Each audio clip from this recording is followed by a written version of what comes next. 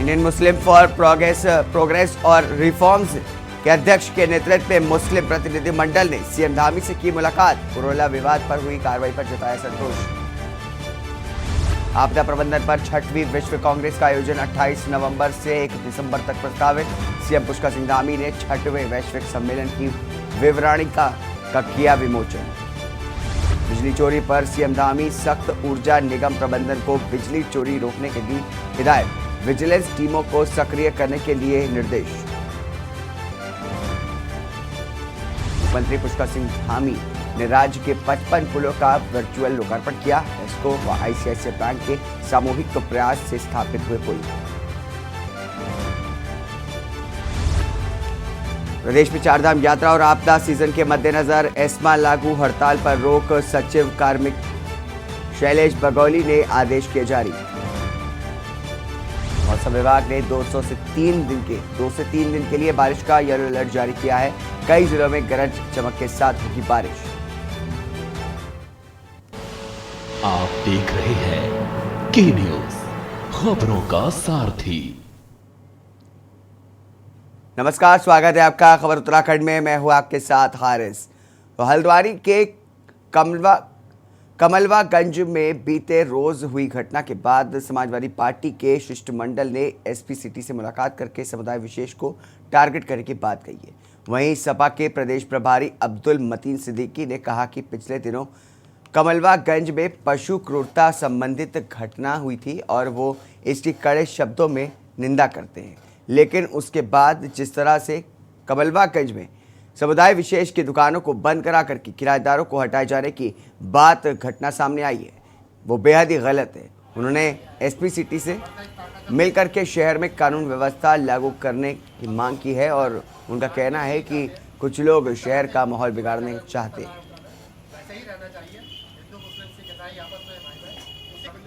क्या मांग करिए? एक मिनट अच्छी नहीं है। क्या मांग करिए? इसकी निष्पक्ष जांच अगर यहाँ नहीं रुकेगा तो आगे जाके बहुत बड़ा बवाल चल सकता है। इसको लेकर कार्रवाई होनी चाहिए। उत्तराखंड का बहुत खराब करना चाहती है। हम लोग ये सपा का प्रतिनिधिमंडल मेरे से मिला है, उनके द्वारा ज्ञापन दिया गया है।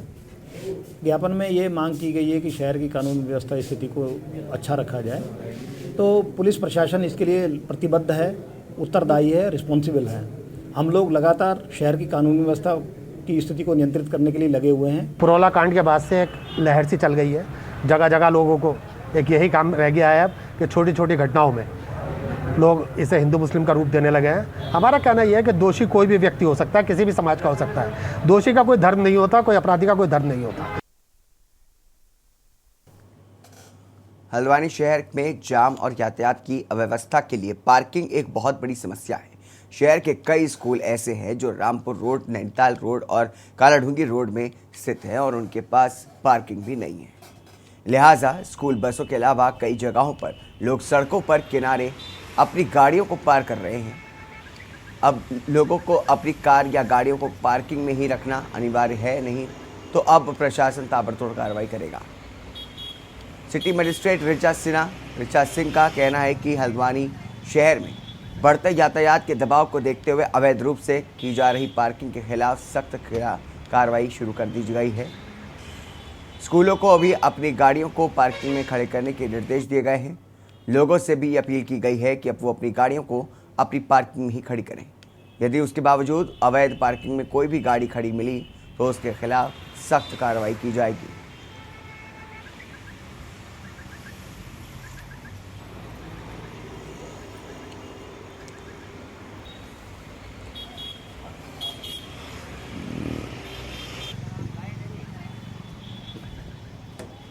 ने एक निर्देश जारी किए थे कि शहर में जो भी रोड पर स्कूल हैं, मेन रूप से जो नैनीताल बरेली रोड है हमारा, जो अन्य रोड हैं, जो मुख्य मार्ग पर स्थित स्कूल हैं, जिन्होंने अपनी पार्किंग की कोई व्यवस्था नहीं कर रखी है और उनके वाहन रोड पर पार्क होते हैं। उनकी स्कूल बसेस, स्कूल में छुट्टी के समय जो पेरेंट्स लेने आते हैं उनके वाहन भी रोड पे पार्क कराए जाते हैं। स्कूटी और स्कूटर वगैरह भी उनके रोड पे खड़े होते हैं, जिससे जाम की स्थिति उत्पन्न होती है, एम्बुलेंस भी फंसती है और परिवहन का जो मार्ग है वो अवरुद्ध हो जाता है। इसको लेकर एक अपील की गई लोगों से, स्कूल प्रबंधन से, कि आप इसमें स्कूल खुलने से पूर्व जो आपके स्कूल का खेल मैदान है या जो भी आपके स्कूल का एरिया है उसमें आप पार्किंग के लिए अपना स्थान चिन्हित करें और उसमें पार्किंग की व्यवस्था करें। वहीं विधायक दीवान सिंह बिष्ट ने आयोजित पत्रकार वार्ता में केंद्र सरकार के 9 साल के पूरे होने पर महाजनसंपर्क अभियान के संबंध में जानकारी दी है। उन्होंने बताया कि केंद्र सरकार ने 9 साल के कार्यकाल में कल्याणकारी योजनाएं देश की जनता के हित में शुरू की थी। सरकार का मकसद है कि योजना का लाभ अंतिम छोर के व्यक्ति तक पहुंचे। केंद्र सरकार की योजनाओं व विकास के कार्य की देश और जनता खुश हैं और 2024 में होने वाले लोकसभा चुनाव में देश में फिर से भाजपा की पूर्ण बहुमत से सरकार बनेगी। वहीं उन्होंने प्रदेश सरकार के कार्यों की भी जमकर के प्रशंसा की। उन्होंने कहा कि नकल विरोधी कानून बनाने वाले उत्तराखंड पहला राज्य है। नगर अध्यक्ष मदन जोशी, ग्रामीण मंडल अध्यक्ष सहित अन्य भाजपा नेता पदाधिकारी उपस्थित रहे।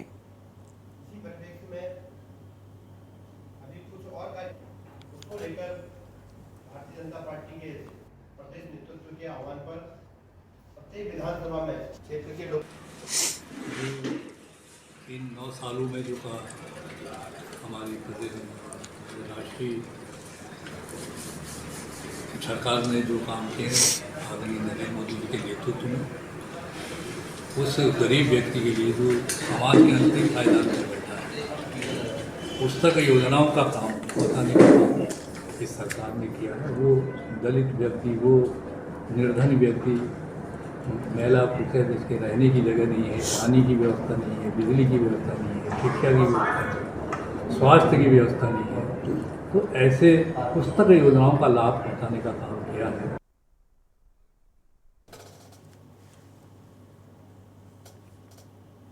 भारतीय किसान यूनियन टिकैत का 3 दिवसीय किसान महाकुंभ हरिद्वार चल रहा है।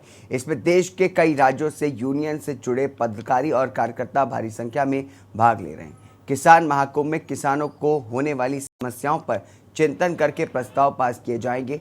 महाकुंभ में पहुंचे किसान नेता राकेश टिकैत ने केंद्र सरकार से स्वामीनाथन आयोग की रिपोर्ट और एमएसपी कानून लागू करने की मांग की। तो वहीं महिला पहलवानों के आंदोलन से किनारा करते हुए सरकार ने बृजभूषण सिंह को बचाने का कार्य किया है। खिलाड़ी सरकार के दबाव में है और राकेश टिकैत का कहना है कि स्वामीनाथन आयोग की रिपोर्ट और एमएसपी कानून देश में कैसे लागू करवाया जाए। देश के कई राज्यों में से आए यूनियन के कार्यकर्ता इस पर चिंतन करेंगे। देश के हर राज्य में इस मामले पर बैठक की जाए, इसकी तैयारी हमारे द्वारा की जा रही है, क्योंकि व्यापारी किसानों की फसलों को कम रेट में खरीदते हैं और सरकार बड़े उद्योगपतियों के साथ खड़ी है, मगर कानून बनने के बाद किसानों को इसका फायदा मिलेगा। हम आंदोलन के माध्यम से देश को जगाने का कार्य करेंगे। चार्जशीट लगवा के और केस को ढीला कर देगी सरकारें। जब सरकार किसी की मदद कर रही हो तो उसके तरीके बहुत होते हैं, तो ये हुआ है इसी केस में। लेकिन हम आज भी वे जो भी मूवमेंट चलाना चाहते हैं, जो खेल कमेटी है, क्योंकि इस आंदोलन को खेल कमेटी ही चला रही है, तो वे जो भी मूवमेंट चलाना चाहते हैं हम उसके साथ में। खिलाड़ी को कौन भयभीत करेगा? खिलाड़ी की भारत सरकार से बातचीत हुई, भारत सरकार उनसे बातचीत करना चाहती थी। हमने 2 जगह मीटिंगें हुई और ये कहा भाई जो भारत सरकार बात अगर करना चाहती है तो वे बात करें। उनको 9 तारीख तक का टाइम है। उनकी बात हुई और उसमें फिर जो भी उनकी बात हुई हम कोई उसमें बात करने नहीं गए। वहीं उत्तराखंड राज्यपाल लेफ्टिनेंट जनरल गुरमीत सिंह का हरिद्वार दौरा है। हरिद्वार दौरे पर पहुंचे थे राज्यपाल लेफ्टिनेंट जनरल गुरमीत सिंह। उत्तराखंड संस्कृत विश्वविद्यालय बहादुराबाद पहुंचने पर राज्यपाल लेफ्टिनेंट जनरल गुरमीत सिंह का पुष्पगुच्छ करके भेंट करके स्वागत किया गया। राज्यपाल उत्तराखंड लेफ्टिनेंट जनरल गुरमीत सिंह ने बहादुराबाद उत्तराखंड संस्कृत विश्वविद्यालय के 10वें दीक्षांत समारोह में मुख्य अतिथि के रूप में प्रतिभाग किया।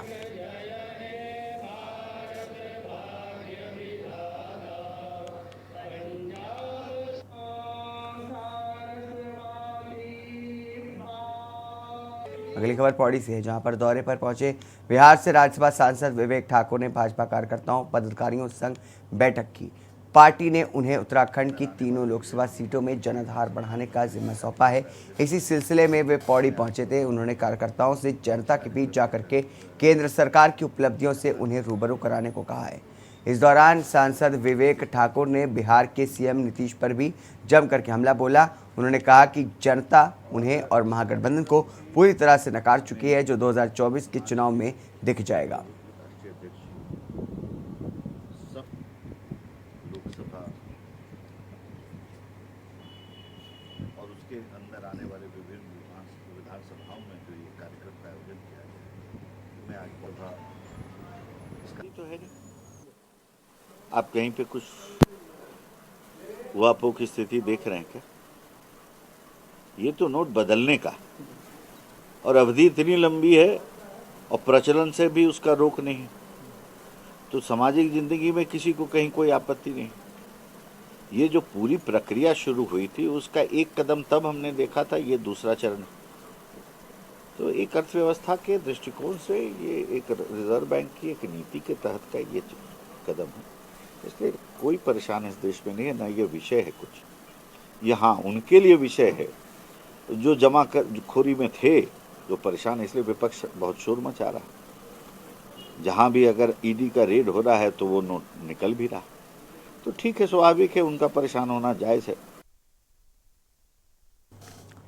हरिद्वार में 4 से 15 जुलाई तक होने वाली कांवड़ यात्रा के लिए उत्तराखंड के साथ ही आसपास के 7 राज्य भी तैयारी में जुट गए हैं।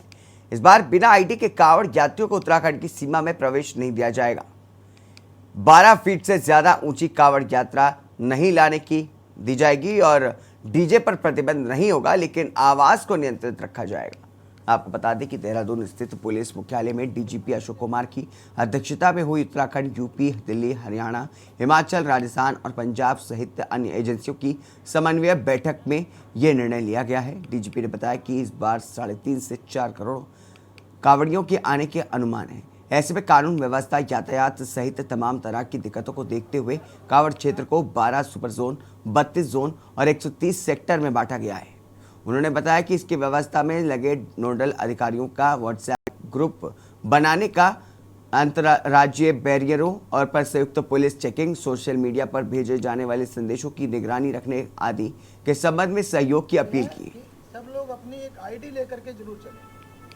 हर कांवड़िया अपने साथ एक आईडी जरूर रखें। हमने सभी राज्यों से अनुरोध किया है कि वो अपने उस पर बता दें कि एक तो सीसीटीवी से चप्पे चप्पे पे नज़र रहेगी। सीसीटीवी जो है यूपी ने भी बढ़ाए हैं नंबर्स में, हमारे यहाँ भी बढ़ गए हैं, तो कोई भी हर आदमी सीसीटीवी की नज़र में रहेगा। किसी की भी हुड़दंग को किसी भी रूप में टॉलरेट नहीं किया जाएगा। जो लोग बेसबॉल बैट और इस तरह की चीज़ें लेकर के चलते हैं वो बिल्कुल अलाउड नहीं होगा। जहाँ तक डीजे की बात है, डीजे प्रतिबंधित नहीं होगा, डीजे प्रतिबंधित नहीं होगा, किंतु डीजे नियंत्रित होगा। ठीक है, ये इतना हमने इसमें तय किया है। एक बात और तय की है कि रेलवे उसको देखते हुए कि कांवड़ की जो हाइट है वो 12 फुट से ज़्यादा नहीं होगी, ये भी इस बार जो है तय किया गया है।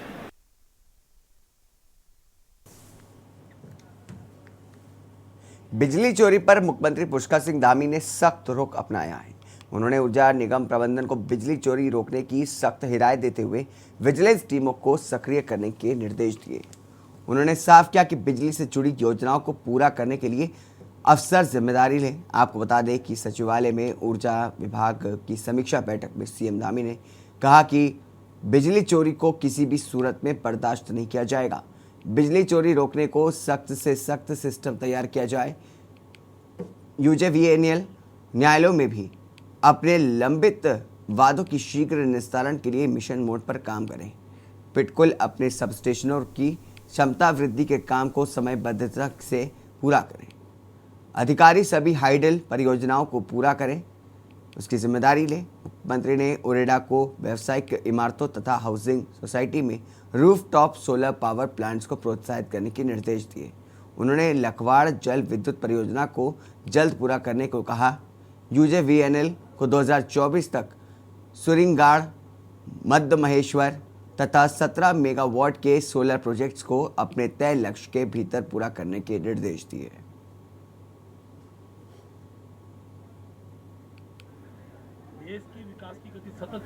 बनी रहे, इसके लिए अब सामाजिक क्षेत्र के प्रतिष्ठित लोगों को हमने जोड़ने का काम किया है। खासतौर पर शिक्षा क्षेत्र के लोग, एडवोकेट, विभिन्न सामाजिक संगठनों के अध्यक्ष, सांस्कृतिक संगठनों के अध्यक्ष, इंडस्ट्रियल, स्वास्थ्य क्षेत्र से जुड़े हुए अनेकों लोग हैं, प्राइवेट क्लिनिक चलते हैं, डॉक्टर्स हैं, क्योंकि समाज से सीधा लगाव रहता है। एडवोकेट, बैंकिंग क्षेत्र के जुड़े हुए रिटायर्ड कर्मचारी,